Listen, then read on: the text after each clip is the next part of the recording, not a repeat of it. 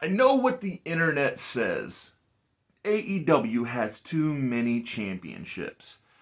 Well, if you don't count Ring of Honor's titles and New Japan's, AAA's, basically titles that are not AEW's, but you only count the company itself's championships. They have 7 titles that are able to be held by their wrestlers. And to me, I think they need one more. And with that, after the open rolls, I'm going to break down a tournament with 8 teams leading to one set of new champions. And so, yeah, check it out.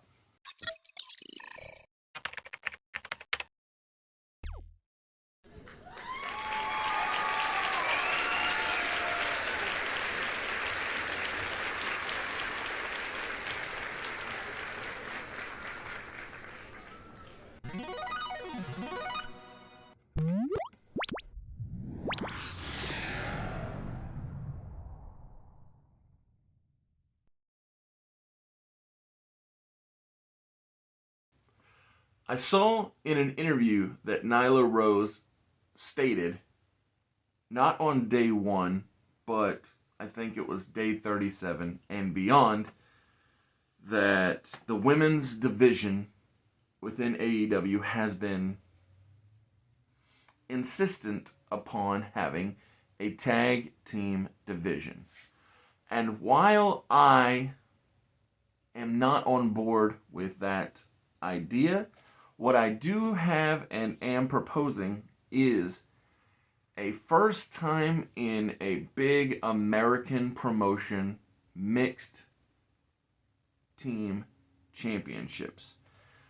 So this basically derives from a couple of things. One, there are plenty of women without storylines, but more importantly, after Wrestle Dream and the introduction of Adam Copeland, and subsequently with the introduction of his wife Beth vocally on the beginning of his entrance theme, I've had this vision in my head of Beth Copeland rising from the ashes like a phoenix and joining the AEW active roster. However, she isn't the only addition I can envision joining the company. Even though the American Dragon Bryan Danielson has said that 2024 will be his last year of full-time active competition, I can also envision a world where his wife, Brianna Danielson, joins AEW. But instead of All Elite Wrestling centering its women's division around Beth Copeland or Brie Danielson, I have this pitch for what I believe AEW could do with a new division introduction. And before I even talk about the tournament, there are 2 other teams that I believe could thrive in a mixed team division. They just are currently incapable of taking part in said tournament due to Ty Mello being pregnant and Adam Cole being out with an injury. But those other 2 teams are Ty Mello and Sammy Guevara, and Adam Cole and Britt Baker. So, with this rambling explanation done, it is now time for me to talk about the tournament itself. So there are 8 teams that are in this thing. We have, well, and the astonishing thing is that all of the teams are currently under contract. And so we have Johnny TV teaming up with Taya Valkyrie. We have Lee Johnson and Julia Hart, Juice Robinson, and Tony Storm. Jack Perry, back from his sabbatical away, teaming with Anna Jay. Kip Sabian being teamed with his wife Penelope Ford. Roderick Strong, his wife Marina Shafir. Miro teaming with his wife CJ Perry. And Mike and Maria Kanellis. So those are the teams for this tournament. And I will then describe how each team either loses or moves forward throughout the bracket after this word from me in the past. Whether it's your first time here or you're a regular here at Mr. Super Oz, I just want to thank you for tuning in to the channel. It exists because I, Oz, from the channel Mr. Super Oz, I wrote a 68-page graphic novel called Everlasting Survivors. Volume 1 is called All Day Long. If you follow the link in the description of this video, you can get yourself hats, shirts, posters, all kinds of fun things. But most importantly, you can get the story itself. And the more people that pick up the story, the greater the chances are that there can be continued adventures with these heroes. Thank you. After that open rolls, enjoy the video. If you could, give it a like. Subscribe if you haven't already. Leave a comment. Enjoy. In the opening of this tournament, we see Mike and Maria Kanellis taking on Miro and CJ Perry.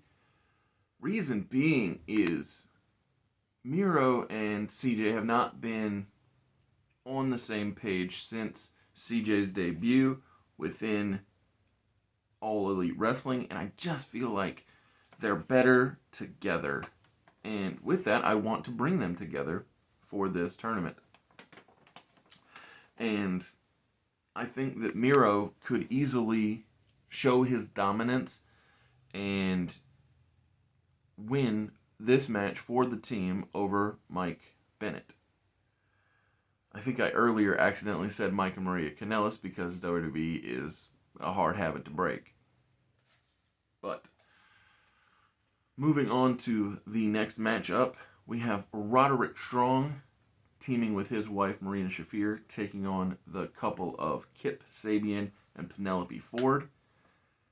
If for nothing else, Roddy and Marina need to win this match because Roderick Strong has been so heavily emphasized within the context of the Adam Cole and MJF storyline. And so Marina Shafir can easily, in my mind, tap out Penelope Ford to move them forward.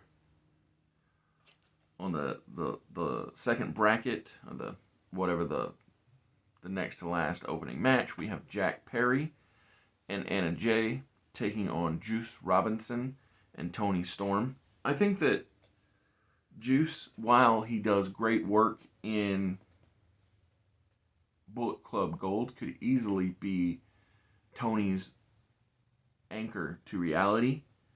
And due to Jack Perry's heel run not being all that it really should be or could be, I think that Tony Storm and Juice Robinson moving forward makes sense.